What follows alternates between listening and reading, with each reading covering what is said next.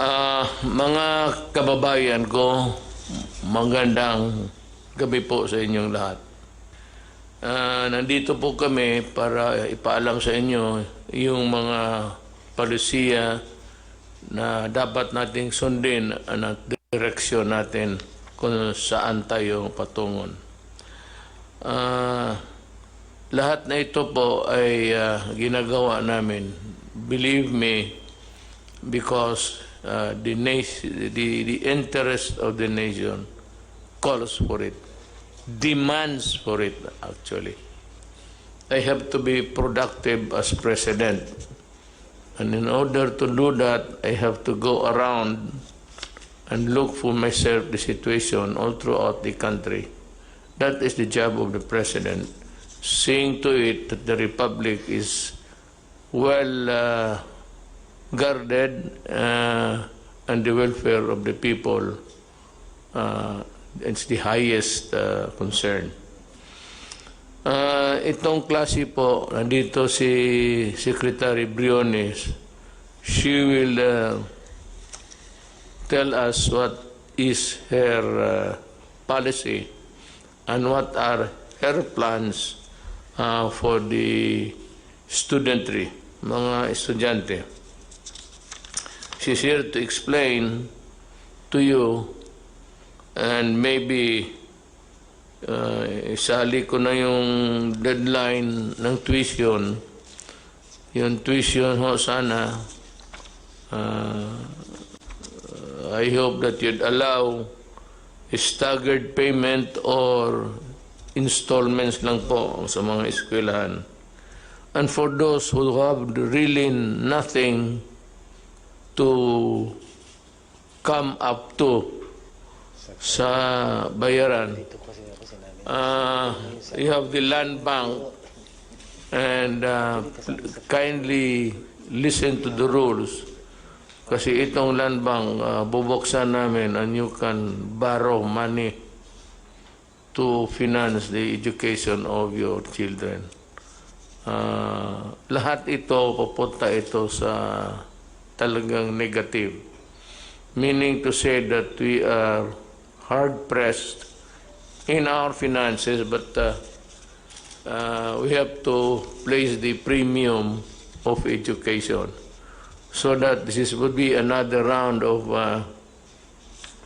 expenses, but Land Bank is there to help you. And dito po ako interesado. I want the development of this endeavor of the Land Bank to help. Gusto kong malaman na matutupad talaga. So maybe I will require a report every day of how it goes, how it would present itself to the public once it is available.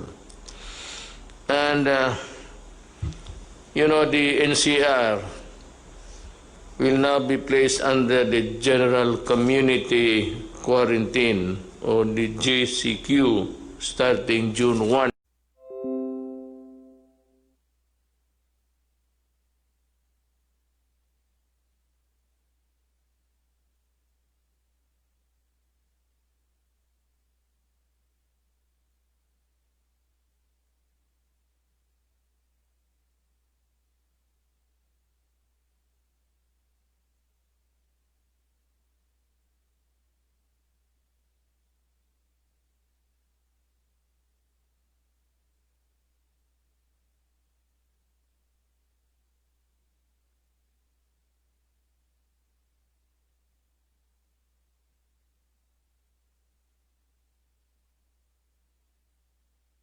But just let me tell you today that of those who are of late infection or those arriving in the country, we have a spike of about 5,000. Secretary, 500 rather, sorry, 500 lang. And Secretary Duque will expound more on that. The rest of the country will be placed under modified general community quarantine. Again, the rest of the country will be placed under modified general community quarantine. That is very clear now. In other areas, it will be again on a piecemeal basis depending on the viability of the place to meet the challenges of COVID. But from time to time, Secretary Roque would give us the places where there will be changes. The opening of the airports. I have asked Secretary Tugadi, and he will have his time later, to explain what are his plans. We would like to know, sabay-sabay tayo. Then dito sa assistance ng OFW, we are coordinating with every government agency to help them. Sana po hindi na ito maulit yung there was this stranded Filipinos not knowing where to go and when, and we decided immediately that they be returned to their home provinces. Nangyari po ito, halos sa kanila nakauwi na. But we are expecting the 300,000 something that Secretary Bellew has communicated to us. And that would be also a problem again. But this time, we should know what to do. It's a matter of calibrating every arrival and maybe sending immediately, if possible, the overseas workers coming in first. Unless, of course, they are detained because of they are sick of COVID. I mean, sick, talagang kailangan ng ospital.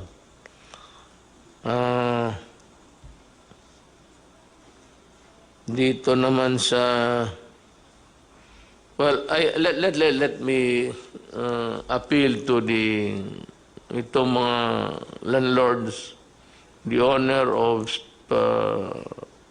lahat na, malls, bazaars, big stores, whatever, na merong mga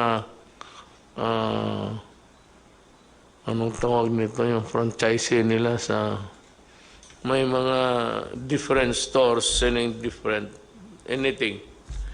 What you have is you own the big building to be rented out. Marami dito sa kanila po gusto ninyo na magbayad ng 50% even if they are not operating. Actually, I am at a loss really to explain to you how. But you know, when you collect from somebody who is not earning at all, it's practically flogging a dead horse. Kung patay na yung kabayo, basi gaano mo kahampas dyan, di na mabubuhay yan.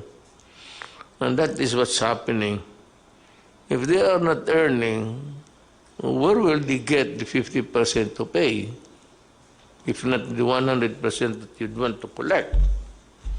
So, it seems to me a problem, but I would like to appeal to the owners of the buildings, of the malls and everything. Ganito na lang, just pray everybody has a God. Just pray that the vaccine, ang target nila is September. September, I think China will be able to distribute, if I'm not mistaken, and the other countries are catching up. Everybody is at it, so they are really trying their very best. Kaya lang, itong China, hindi ito hambog, wala itong ere, but they you know, they work, and I'm very sure that they will be the first one of the countries that would be able to come up with the vaccine. Ang atin ito is yung mga rental sana, balikan ko, should be a matter that should be addressed by the DTI, and there can be some sort of an adjudication process to fix this problem. Ako naman nagikiusap, nagmakaawa, dahil nga talagang if you're not earning, how are you supposed to pay? So maawa naman tayo sa mga kababayan natin. Let us help one another. If it does not really spell bankruptcy sa inyo, di tiisin na lang ninyo with nothing except your savings to tide you over.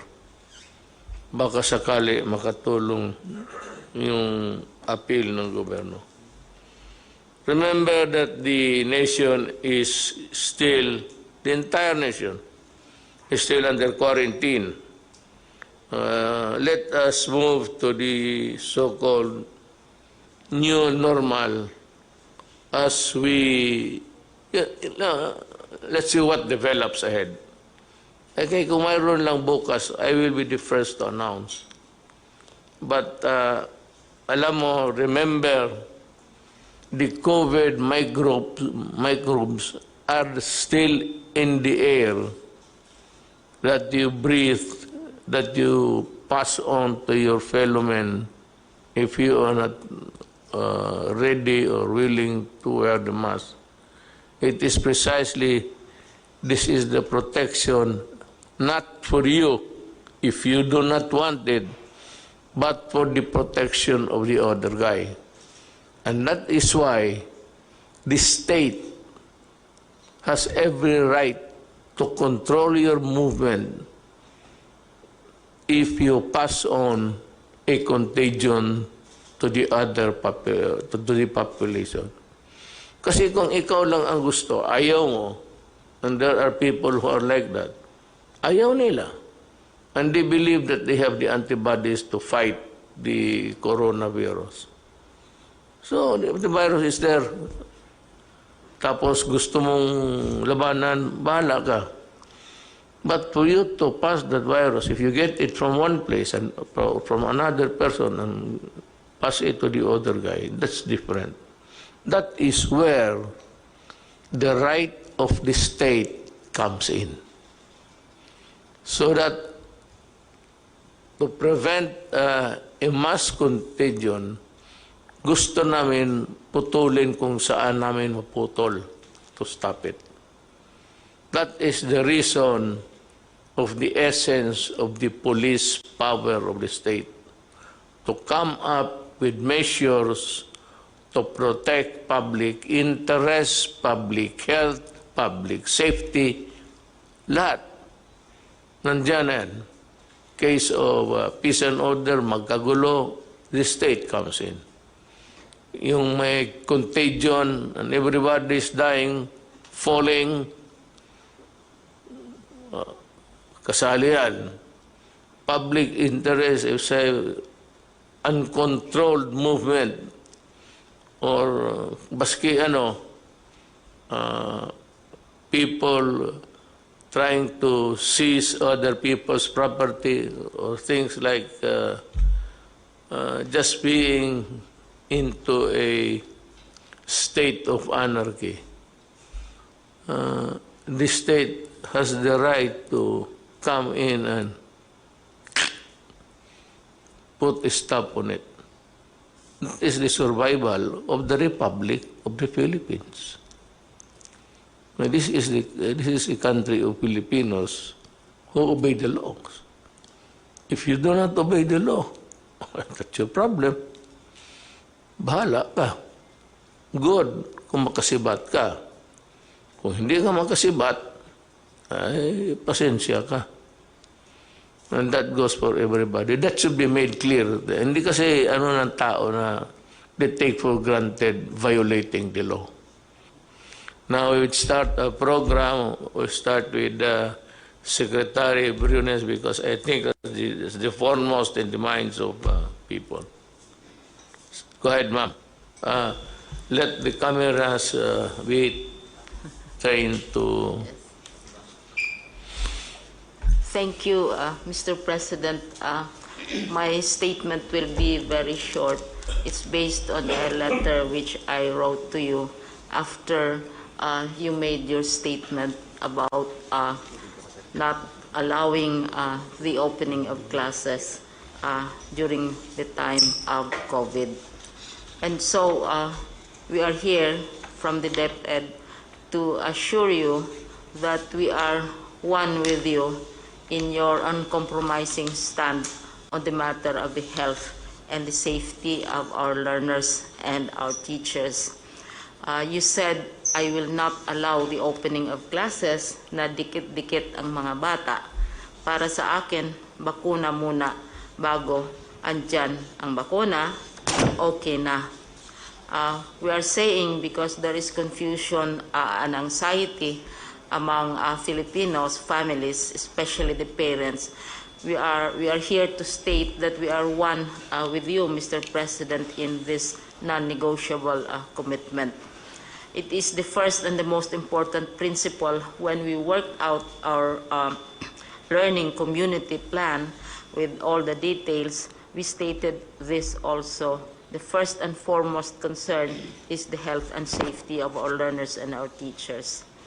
Mr. President, there has been a confusion among our people who associate the opening of school with what we describe as face-to-face classes, where we are used to learners, we are used to teachers facing each other, and we are used to children going to school physically. But we are saying that there will be no face-to-face classes and sessions until we are assured of the safety of our children and our teachers. However, we also believe, Mr. President, that we can provide learning opportunities to our students without necessarily requiring them to go to school. And this we can do through what is described as blended and distant learning. Mr. President, this is not a new thing. We have many universities and schools which offer distant learning in many ways. We now call it blended learning because various approaches which are adjusted to the actual situation of the communities will be applied. But these are all, Mr. President, consistent with your preference that we should not be physically sending our children to school until it is safe to do so. What is the so-called blending or learning modalities? Because right now, there is a bill which is filed in Congress on this. One, for those who don't have connections, who don't have interactive facilities, there will be what we describe as printed material, which will be delivered to the homes of the students through the barangays, can be picked up also by their parents at designated places within coordinated schedules. We'll be working very closely with the barangays and the local governments. And the second approach is now very popular, Mr. President. This is the online learning platform, and we in DepEd, we have what we describe as DepEd Commons. Right now, we already have over 7 million subscribers, wherein lessons, homework, quizzes, tips to learners and to teachers are all in the DepEd Commons and are accessible even to the parents. So we have instances, Mr. President, of parents who are abroad and who are monitoring what is happening to their children. They also go to the DepEd Commons and check on how their children are doing. Now, in cases, Mr. President, where there is no connectivity and printed materials may not be available immediately, we have the classic long-time approaches which have always been used in education, and this would be television. Those homes which do not necessarily have connectivity and may have television. And the most and the best used approach, of course, is radio-based instruction.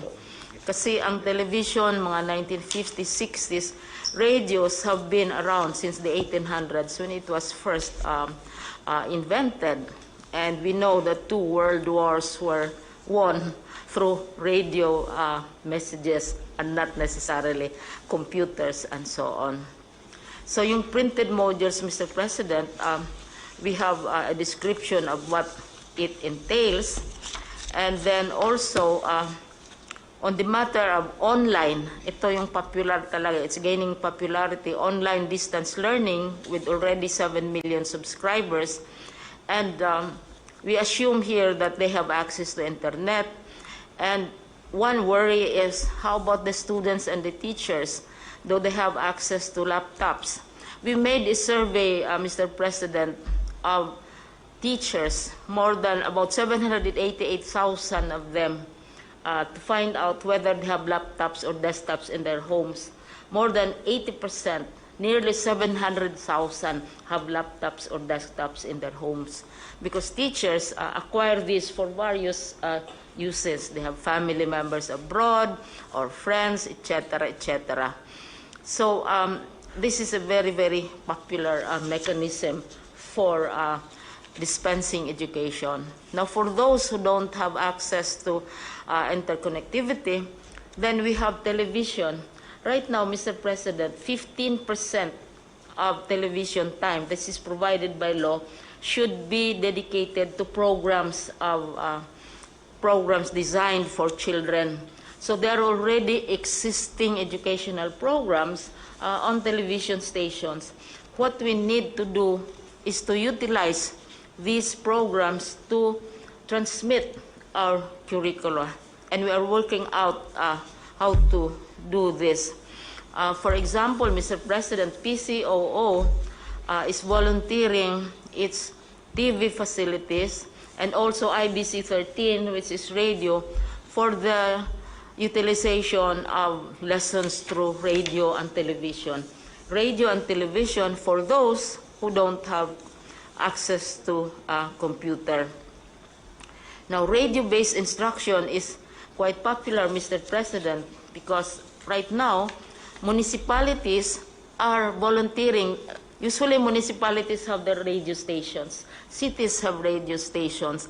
There are local radio stations, and big networks also have radio stations. And many of them have lessons, which yung tawag nyon is schools of the air.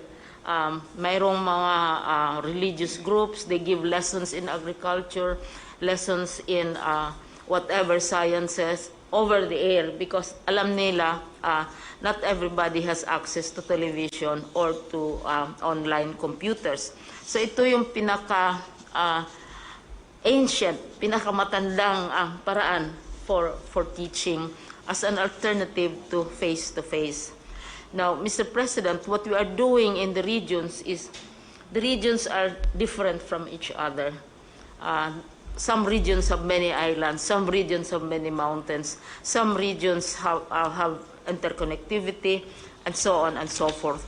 So what our regions are now doing is to translate our curriculum from curriculum for lecture, the teacher lectures the children for long periods of time, it has to be translated one into digital modes sa platforms natin, into television programs because children have to be taught through in a different way.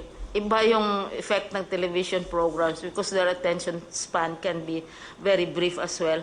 And then also converted into radio scripts. So this is where much of the work is now being concentrated.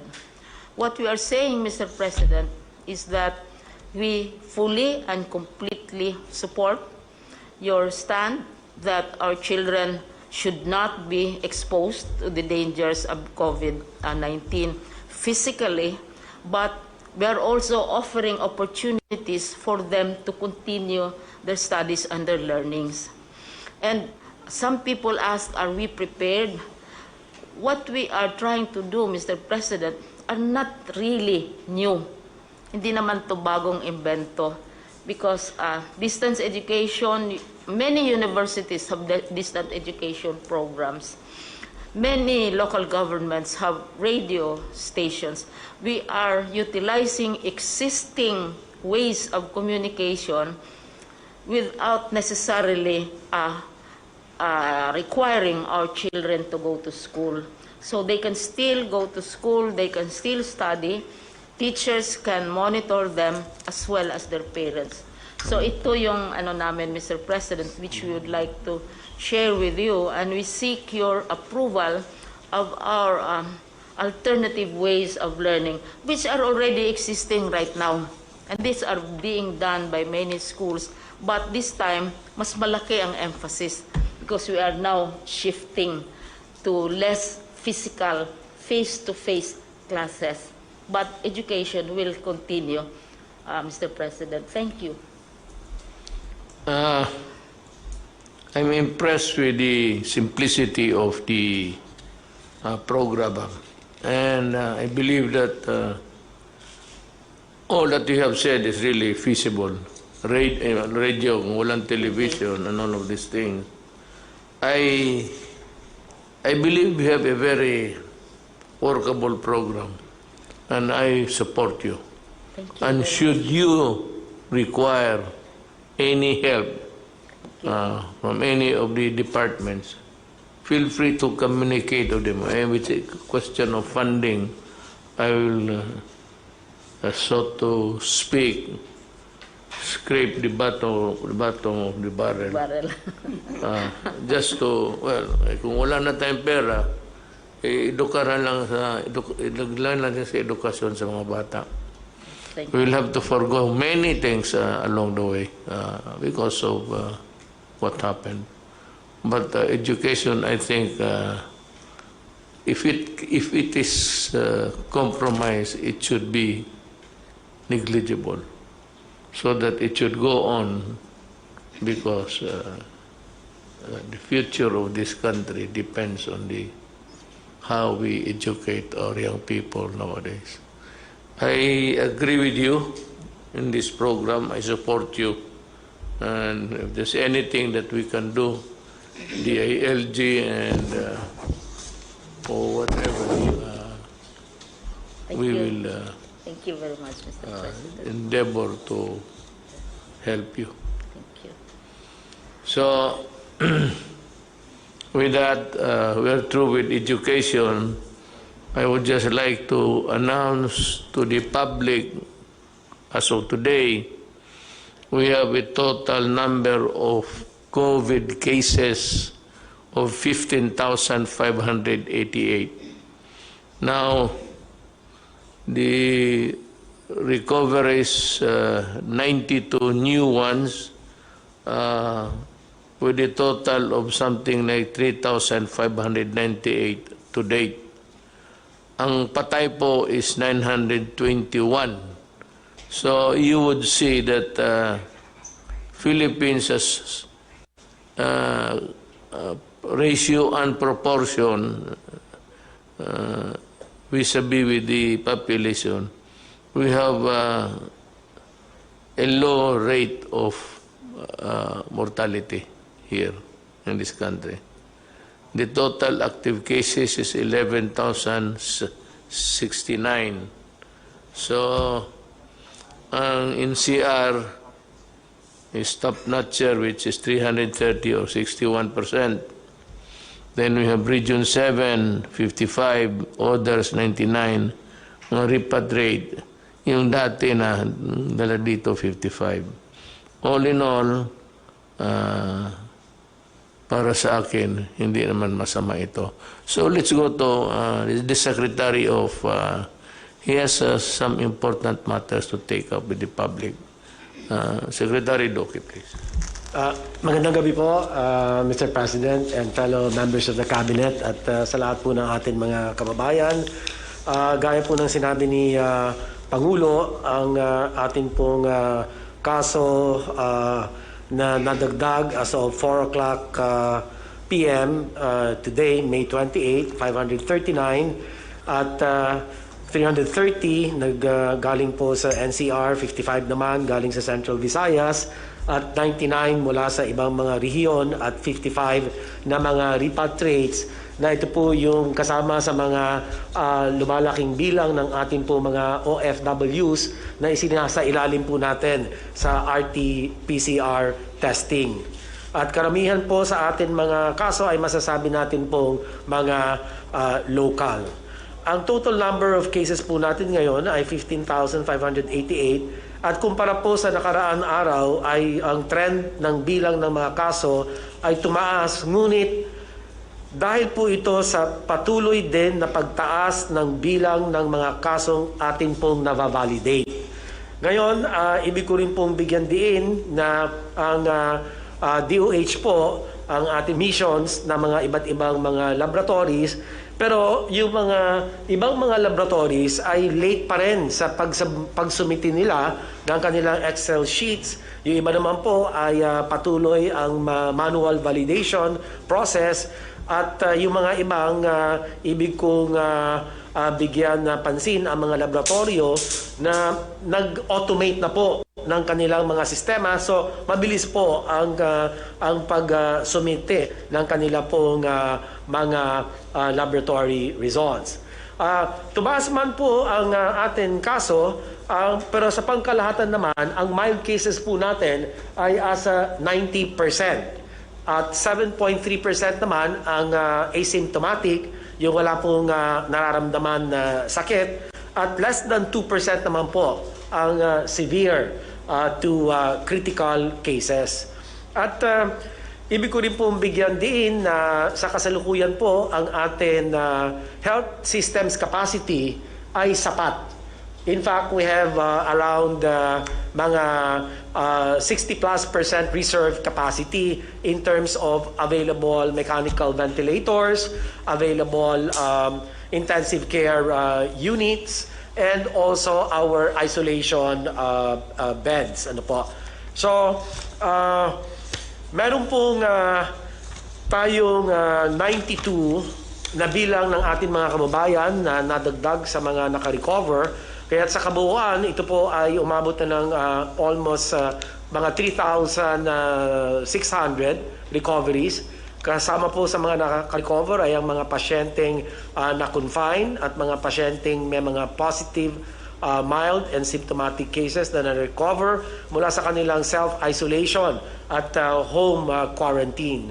Ngunit malungkot po kami na meron po tayong mga 17 na mga kababayan na dagdag sa bilang ng atin mga pumanaw dahil po sa sakit na COVID-19. At kami po ay nakikiramay sa mga pamilya na ulila bunsod po ng pagpanaw ng atin pong 17 mga kababayan. Yun lang po, Mr. President, ang akin update po. Maraming salamat, sir. Thank you, Secretary Duque, for that report. I hope that the public is able to grasp the whole of the dimensions na binigay ni Secretary Duque for your information. Now, I'd like to call on Secretary Tugade if he has something to say about the airports. and other, not only the airports, but other means of transportation under your department? Yes, Mr. Mayor, magandang gabi po. Let me predicate what I'm going to say and present by saying that while the mandate of the Department of Transportation and Kagawaran ng Transportasyon is to provide transportation, mobility, and convenience amongst its population, it is now also vested with the responsibility that the Department of Transportation must help in preventing the spread of the coronavirus. This having been said, the approach of the Department of Transportation is partial, gradual and calculated, and more importantly, by phases. Kaya nga ba't kung ang tatanungin, ano yung gagawin ng Department of Transportation in transitioning from MECQ to GCQ? Allow me to state and addressing immediately the query of the Mayor in saying ano mangyayari sa mga paliparan sa mga airport. Ganito po yung polisiya na gusto naming mangyari sa paliparan at airport. Una po, ngayon ho concentrated yung international landing and takeoff doon po sa NAIA 1, Terminal 1, 2, 3, and 4. Ang gagawin po namin once we transition from MECQ to GCQ is to expand the international aviation gateways to include Clark, Cebu, and Davao. Mahalaga hong sasabihin namin na as we expand the international gateways, aviation gateways, kaakibat ho nito yung plano namin magtayo ng mga test laboratories. Meron na hong matatapos na laboratory testing sa Clark, meron na hong matatapos sa Cebu. Ito po, pag nagawa ito, mahalaga ho ito. Kasi kung darating ho yung mga pasahero from international sa mga primary gateways na ito, kailangan ho yung testing facilities nandoon. Kaya nakakapit bisig ho kami sa Department of Health saka sa Red Cross na kung saan mapadali yung accreditation ng mga laboratories na to. Mahalaga ho na sabihin na while we put up the testing laboratories, there are already accredited hospitals which can do the testing in Clark and in Cebu. Kaya nga ho, kung wala pa yung accreditation ng Red Cross or ng DOH, pwede na hong gamitin yung mga paliparan na to. Hangarin po namin na kung sa pag-umpisa ng transition from MCQ to GCQ, hangarin po namin na every 1 or 2 weeks, dagdagan yung international gateways para mapasama yung Zamboanga, Iloilo, Bacolod, and Bohol. Mahalaga ho ito kasi this is one way of decongesting what is happening right now at NAIA Terminal 1, 2, 3, and 4 and putting it in the provinces and region. Bear in mind that we are an archipelago and therefore it is imperative that we spread the aviation centrum of operations to other parts of the country, other parts of the region. Kaya nga ho gagamitin ito. Ngayon, ito po yung international. Kaakibat ho nung international ay yung domestic operation. Ialaw po namin na magkaroon ng domestic air operation doon po sa GCQ to GCQ. Mahalaga ho ito pagkat gaya ng sinabi ko, tayo ho ay isang archipelago. Kaya nga ba kung magkakaroon tayo ng operasyon sa Mindanao at Bisaya, hindi ho natin ililimit na magmula at magsimula sa Central Luzon yan. Meron na hong Visayas and Mindanao. And we will start what I call, Mr. President, Mayor, Sir, yung tinatawag namin na hub and spoke operation.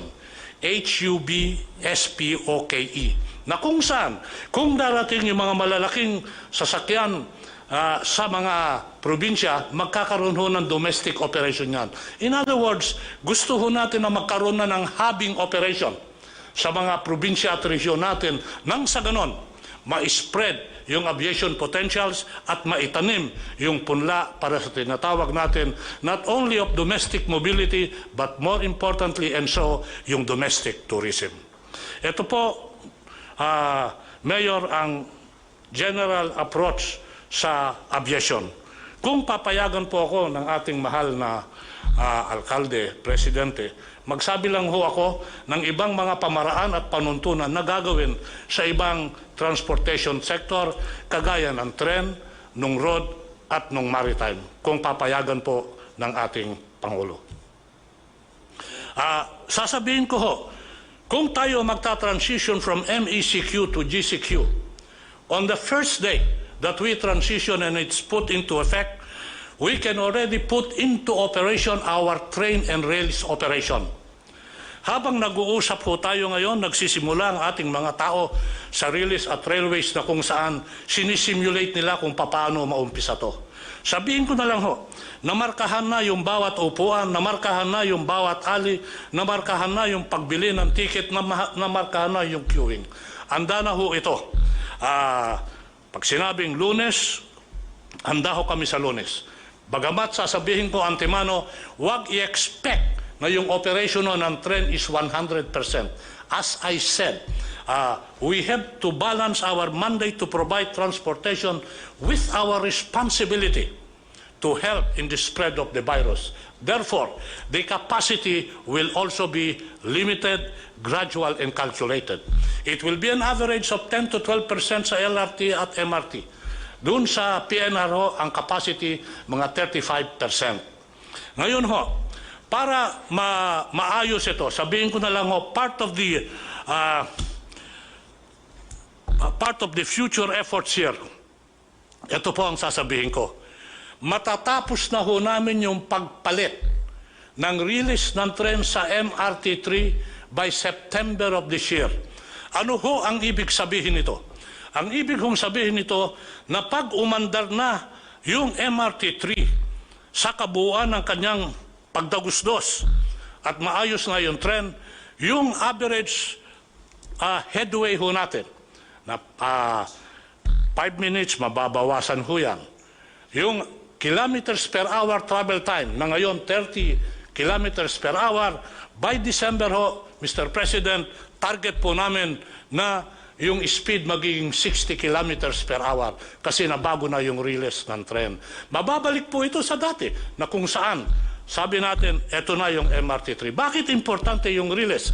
Importante yung release sa katren pagkat kasi ho, Mr. President, massive ho ang pasahero nito kumpara sa modernized jeepney, sa Grab, sa taxi, mas madami ho dito. Kaya concentrated ho kami dyan.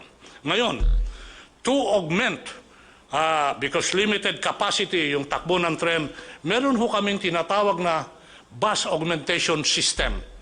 Yung bus augmentation system, ganito po yon in generic terms. Ikakasaho namin yung operation ng tren with the bus operation following the same line. Para nang sa ganon, ma-achieve natin more or less yung tinatawag na volume of passengers that move. Ngayon ho, mag-i-introduce ho kami ng bagong pamaraan. Ito hong bus augmentation system ay magkakaroon ng tinatawag na dedicated lane sa EDSA, mid-lane. Ibig sabihin, may tatakbo ho dyan na bus. Sa umpisa ho, kasi sinabi po natin, gradual, calculated, and partial. Ito ho, baka gamitin ho muna namin dyan, Mr. President, mga 300 to 500 buses. Sasamahan ho yan. Pag nagawa ho ito, i-increase po namin yan.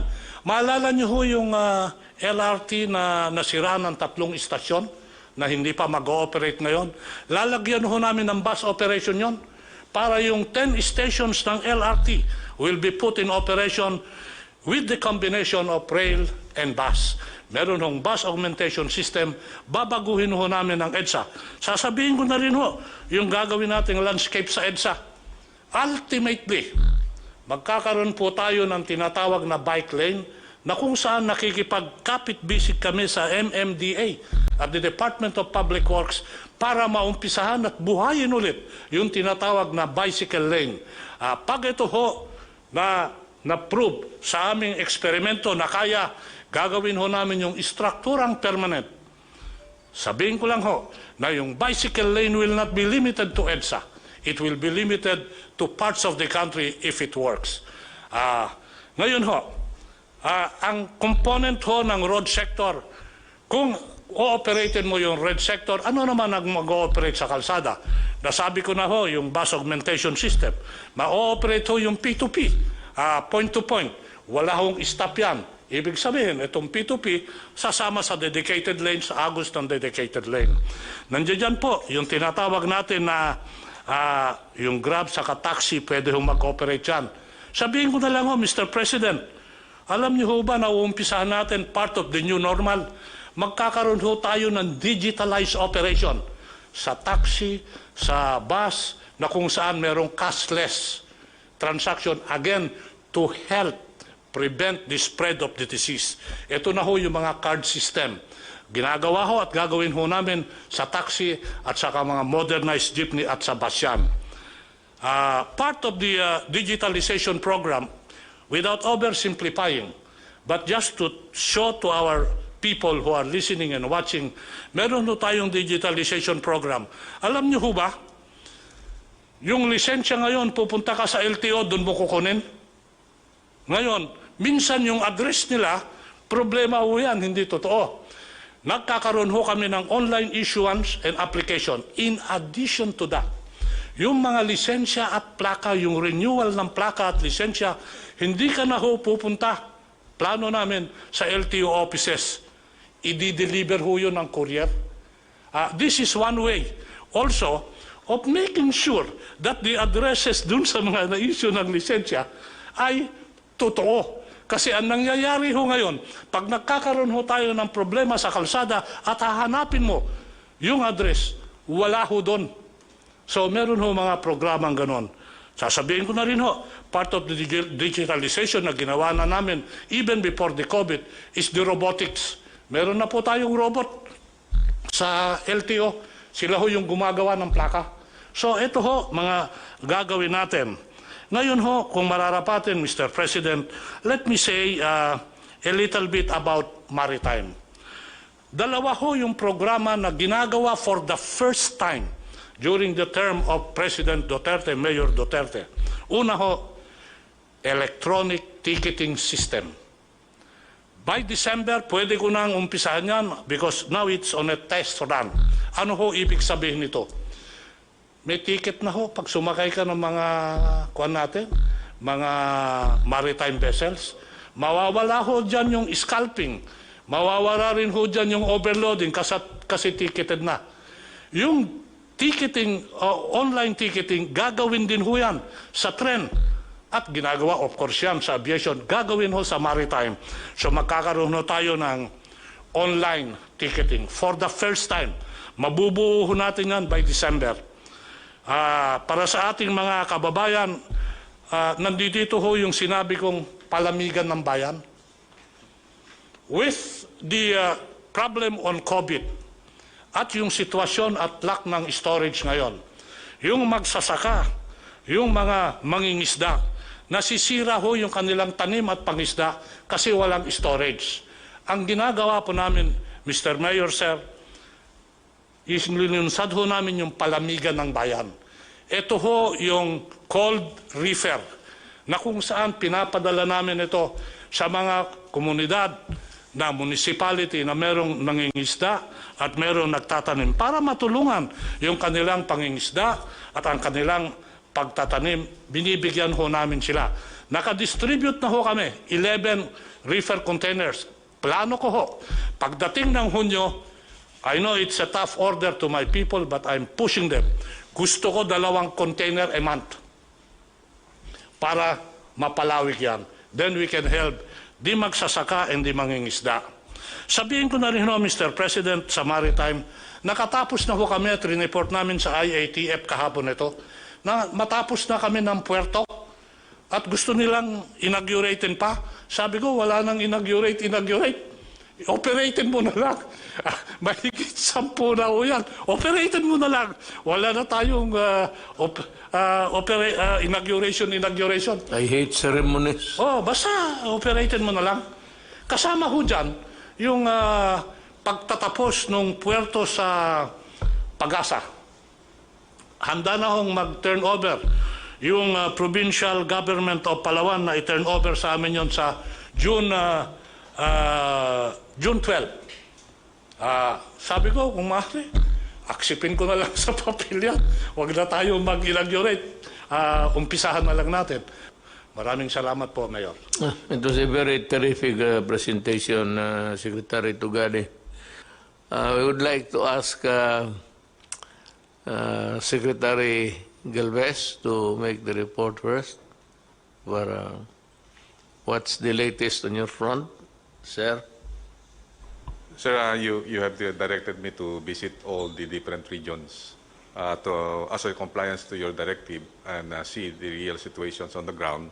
I have already visited Zamboanga City, Davao City, Caraga region, Bohol, Cebu City region, the Laguna region to build the quarantine facility there. Also, I visited Baguio City, sir, to see the good things that Mayor Magalong is doing. I also visited Region 12, and also I visited the malls so that we could see if they are really following the protocols. Sir, they're very thankful to you, sir, and also to Senator Bongo, because we have given them more or less 200,000 rapid test kits. And also, we put up the machine laboratory. When we went to Zamboanga City, sir, we left more or less 1,100 kits. And now they have 2 laboratories already. And also in Davao, we have already procured, with the help of the different companies, San Miguel Corporation and also Ayala Corporation, they're trying to automate the Southern Philippines Medical Center. And it can increase the capacity of the Southern Philippines Medical Center into more or less 2,000 tests per day. And the machinist will be flown from Zamboanga City to Davao City, maybe this coming Saturday, sir, to fix the machines. And then also the Caraga region, they're very thankful because also we provided them 2,500 test kits for every province. And also Bohol, we saw that Bohol will be one of our candidate for the new normal because they're still COVID-free. And considering that most of their businesses came from tourism, we are planning that we will have a preparations for local tourism this coming June and July, and then they may be opening up. If the situations improves, they will open up tourism again in Bohol, and they're very thankful that we have given them hope that Bohol will be our model for the new normal. And also in Baguio City, sir, we visited Baguio City, and the Baguio City, sir, is very sprawling right now. They have opened up all the business except for mass transportation and also hotel and restaurants. But I talked to Jan Magalong last night, and if the IATF will approve that they will be at MGCQ, they will open up some of its restaurants for dining, and also they will open up local tourism in Baguio City. And then during my visit on the malls, we saw that the people is really very mindful of the pronouncement of the president.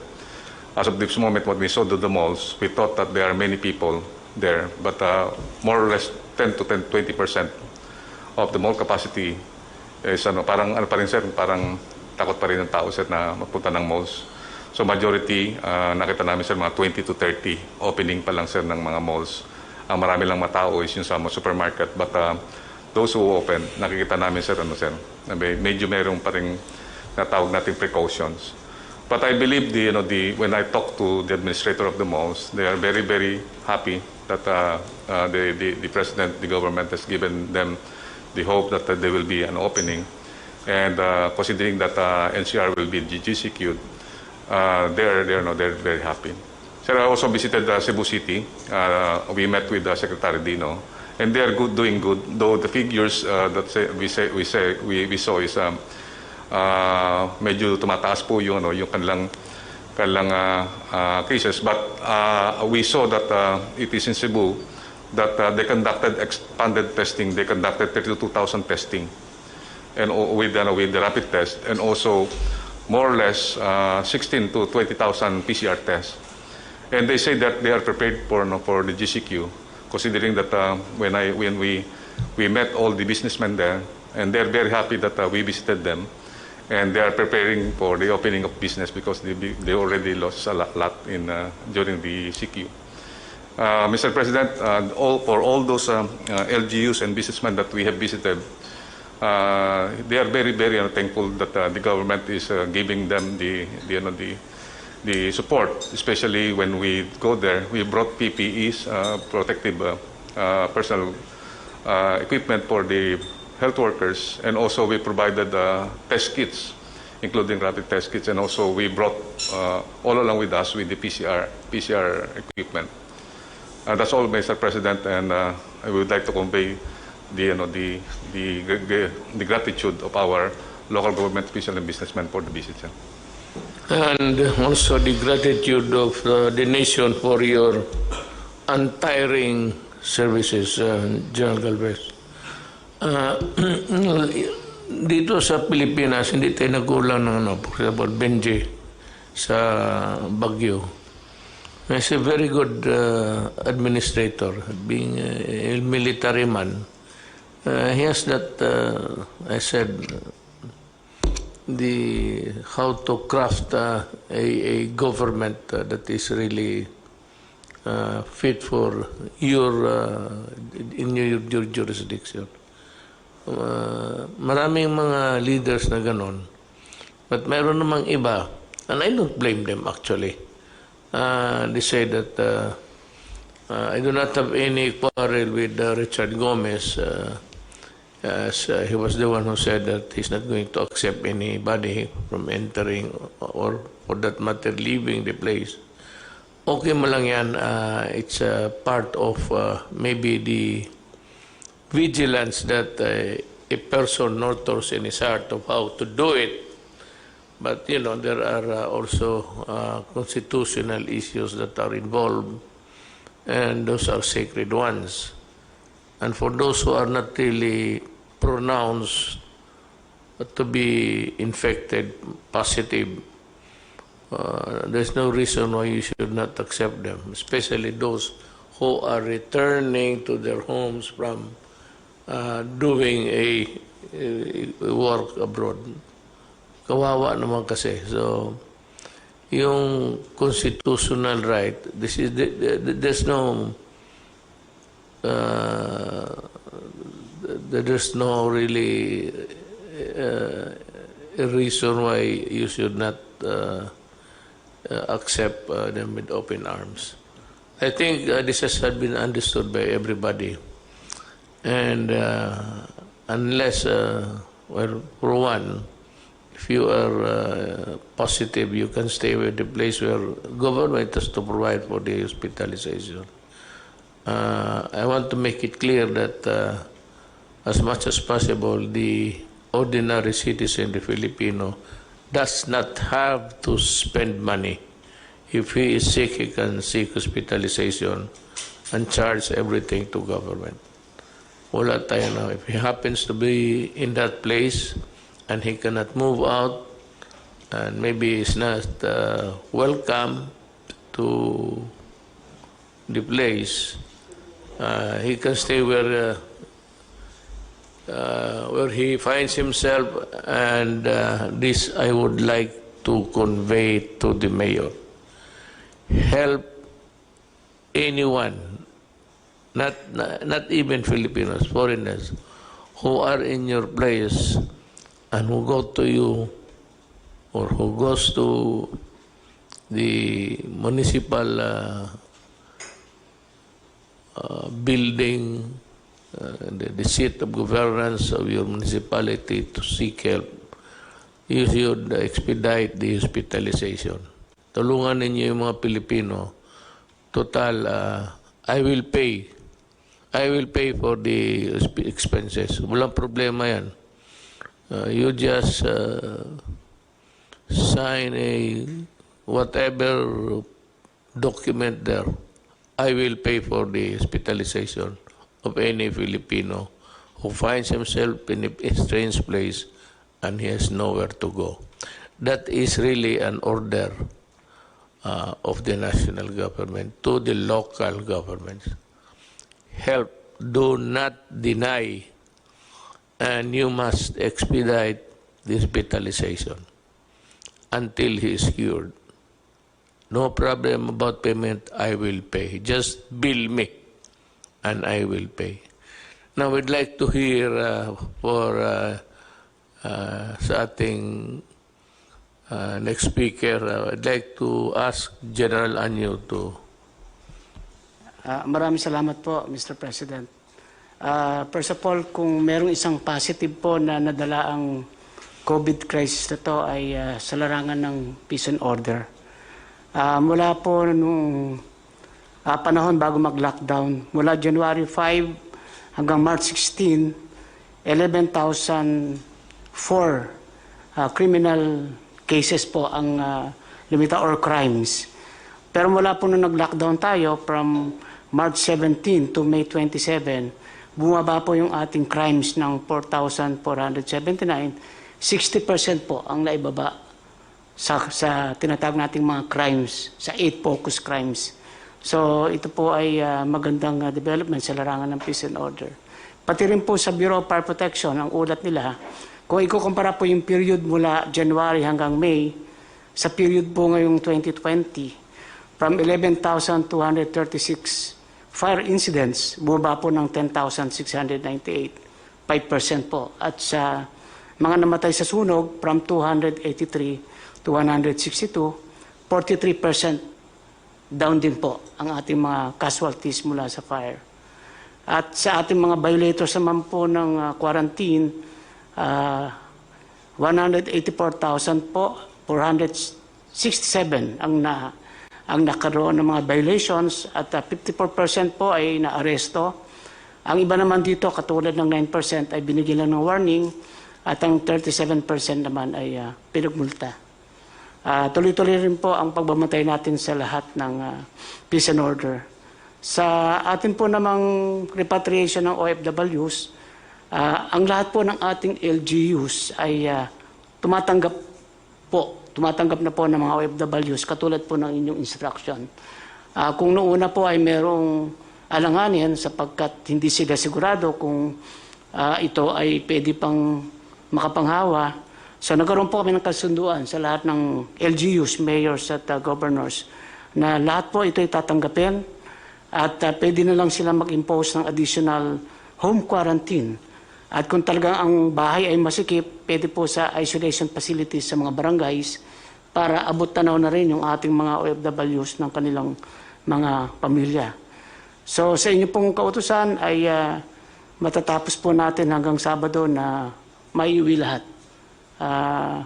Ang natitira na lamang po ay 11,889 pero ang karamihan po ito ay nakabook na yung kanilang mga biyahe hanggang Sabado. At ang naiwan na lang ay 6,468 na kaya po nating matapos ito hanggang weekend. Sa atin pong pagbabago mula MEGCQ papuntang GCQ areas at iba naman pong LGUs ay magiging MGCQ, handang-handa na rin po yung ating mga LGUs sa pagpapatupad kasama yung ating mga kapulisan. Magkakaroon din po kami ng mga pagbabago katulad ng modified checkpoints ang ating patutupad. Meron po tayong mga mobile at spot checkpoints at ito ay nandito sa mga strategic location para hindi magkabuol-buol ang trapiko. At magiging mahigpit pa rin tayo sa mga provincial borders. Within the province po ay hindi na kailangan yung ini-issue ng mga barangay quarantine pass. Travel pass na lang po para sa pagdaan niya from one from one province to another o kaya ay from one region to another, ay makikita po natin na may kabuluhan talaga ang nagbibiyahe at hindi siya nagbibiyahe lang para sa leisure lang. Patuloy din po yung pag-inspection natin kasama ang DTI at DOLE sa iba't ibang mga business establishment para masigurado na ipinatutupad yung ating tinatawag na minimum health standards, lalong-lalo na po yung pagsusuot ng face mask, yung physical distancing, at yung pagsunod po na may limit ang kapasidad sa pagtanggap ng mga customer sa loob ng mga shop at mga mall. Sa atin naman pong SAP distribution, nakahanda na rin po tayo sa second tranche at iniintay lang po natin ang pagbaba ng mga pondo galing sa DSWD sapagkat ang gagamitin nila ngayon ay automated payment. Base po sa mga SAC form na na-submit noong unang first tranche, mas mabilis po ito sapagkat mga pag-automated payment na iwasan na rin yung pagkukumpul-kumpulan at doon sa lugar na malalayo naman po ay manual pa rin pero katulong na po ang Armed Forces at saka Philippine National Police. Yung 5 milyong additional po ay kinukumpleto natin yung mga pangalan. Sa ngayon po ay nasa 3,818,608 names na po yung nakukuha natin at ito yung mga priority na makatanggap sa second tranche. So handang-handa po ang ating LGUs at ang ating mga kapulisan para sa pagpapatupad ng bagong inyong idineklara na mga classification. Bilang tulong din po sa ating DOTR, yung binanggit po ni Secretary Tugade, na gusto natin na ang bicycle po ang maging isang pangunahing pamamaraan ng transportasyon. Kaya nagpababa rin po ako ng memo sa ating mga LGUs na yung lahat ng mga major thoroughfares ay magdugtong-duktong, magkaroon ng bicycle lanes para ito po ay ating ikampanya na gamitin ng ating mga kababayan bilang pangunahing transportasyon, lalo na kung malalapit lang naman yung mga opisinang pinapasokan at mga lugar na pinupuntahan. Yan lang po, Mr. President. At ready na po kami para sa papatupad ng bagong mga deklarasyon ninyo sa classification ng iba't ibang lugar sa Pilipinas. Thank you po. Yes, thank you, General Anyo. Alam niyo, if you heard him correctly, I was talking about enforcement and the role of the police. I repeat, there is no martial law in the Philippines.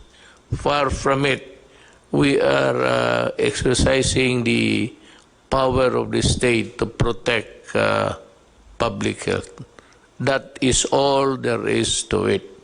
Now, because sometimes enforcement can be a very tedious process in explaining to the ordinary citizen, please understand that these are things which we have to do because it is needed to be implemented. Yun lang po, huwag kayong matakot that there will be no arrest, detention or anything.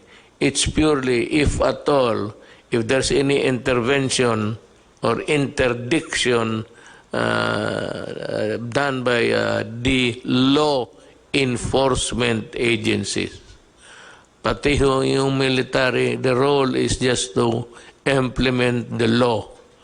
They are called upon to assist the civil government.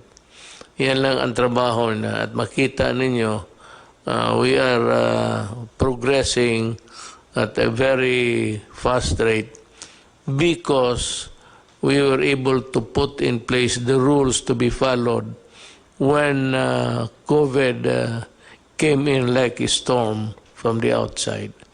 Now, for our last speaker, I'd like to just give the floor to General Lorenzana. Maraming salamat, Ginoong Presidente. Ito po ay dagdag lang sa mga ulat nila General Galvez at saka General Anyo tungkol dito sa mga ginagawa natin sa mga OFWs. Yung pong utos ninyong magpa-uwi tayo ng mga 24,000 OFWs na nasa Manila, ay natupad po. Saka nalampasan pa po natin yung bilang na yon. Ang ating naipauwi ay 26,590. As of last night, meron pang mga OFWs niyan, kasama na yung mga bagong dating na 77,569. Ngayong araw na ito, umuwi na yung 3,597. Meron pang titirang 3,972 na pwede na makakauwi nitong linggong ito. Mr. President, yung ating sistema ay naayos na natin. Medyo nagkabuhol-buhol ng una dahil marami tayong mga na salubong na problema. Pero naayos na po natin ito dahil pinag-isa-isa natin. Kipag-unayan kami sa DOTR, sa DILG, at saka sa DOLE. Dahil lahat po ng mga ahensya na yan ay may pakialam sa OFWs. Ngayong mula ngayon hanggang katapusan ng Hunyo, sabi ni Secretary Bello ay may darating na 40,000 na OFWs. We can assure you that okay na yan, maayos na natin yan. And we target na ang target po namin ay hindi magtatagal na 4 na araw yung mga OFW rito at nakakauwi na sila. Ngayon, kung matutuloy yung balak ni Secretary Tugadi na bubuksan niya yung mga ibang international gateway, ay pwede na nating idiretso yung mga doon, mga OFW sa darating at saka seafarers, yung pong nagkatrabaho sa barko, at doon na sila mag-testing. At least malapit na sila sa mga pamilya nila, hindi na sila malulungkot kung sila ay nadadalaw ng pamilya nila, kung naka-quarantine man sila. Pero ang ang balak po rito ay pag dumating po yung OFW, i-testing sa PCR at mag-quarantine sila ng 3 araw. Paglabas po ng resulta ng test, kung sila ay negative, iuwi na po. Yun lang positive ang maiiwan. Kung gano'n pong gagawin natin ay mapapadali po yung trabaho ng lahat at mapapadali rin yung pag-uwi ng mga OFW sa kanilang mga bahay. Yun lang po, Mr. Presidente. Salamat, General Lonsana. Alam mo, as you see, if you listen very carefully sa mga pinag-usapan naman dito, it's all geared towards a governance to take care of the citizens' republic. Lahat ho namin ginagawa. At wag ho kayong maniwala. Ako na yung nagsasabi sa inyo. Yung mga test na yung sabi nila yung they unfairly drag the name of Secretary Duque. Hindi ho totoo yun. Ang nagbili noon, ang budget, pati yung Office of the President mismo, sinadya ko yun para madali. Tinanggal ko nga doon kasi overwork na ang Health Department. Ginawa ko yun para mabilis.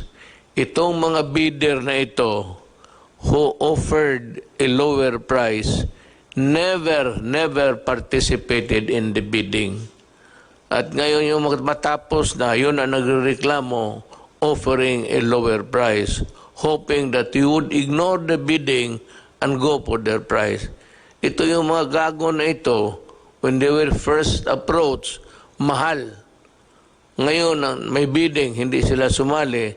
And suddenly after that, and may I inform Senator Drilon and Ping Lacson and everybody, ganon ang nangyari. We will have a report coming your way, and that is the stand of the Office of the President. Kami ho ang nag-utos niyan na dito na sa budget para pag-release ng pera madali, diretso na. It so happened that we have some talagang mga bullshit na tao at kayo pa maniniwala kaagad.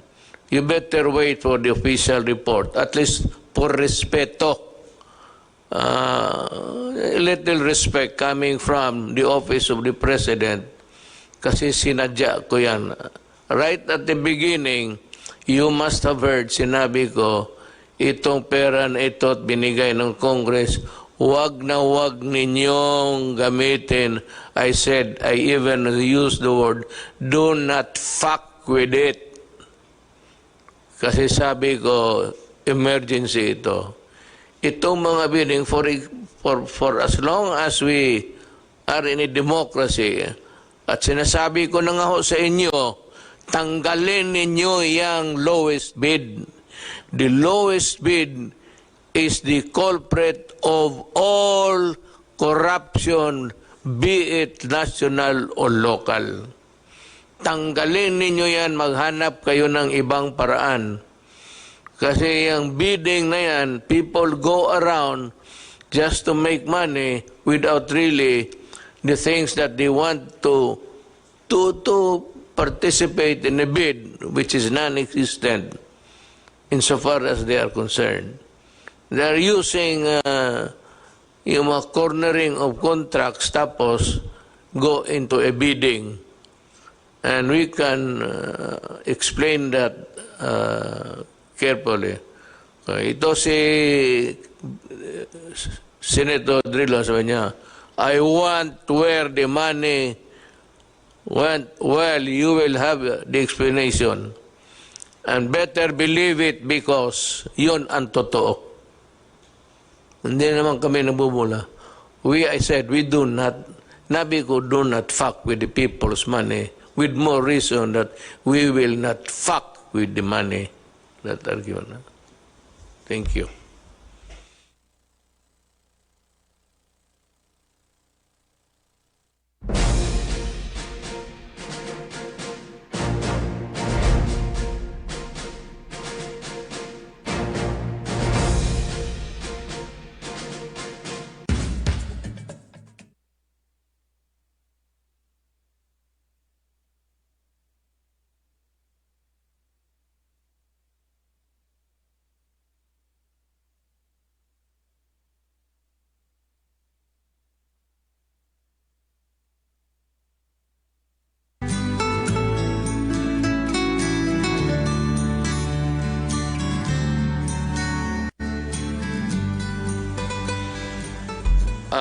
Mga kababayan ko, magandang gabi po sa inyong lahat. Nandito po kami para ipaalam sa inyo yung mga palisiya na dapat nating sundin at direksyon natin kung saan tayo patungon. Lahat na ito po ay ginagawa namin, believe me, because the interest of the nation calls for it, demands for it actually. I have to be productive as president, and in order to do that, I have to go around and look for myself the situation all throughout the country. That is the job of the president, seeing to it that the republic is well guarded and the welfare of the people it's the highest concern. Itong klase po, nandito si Secretary Briones. She will tell us what is her policy and what are her plans for the studentry, mga estudyante. She's here to explain to you, and maybe isali ko na yung deadline ng tuition. Yung tuition ho sana, I hope that you'd allow a staggered payment or installments lang po sa mga eskwelahan.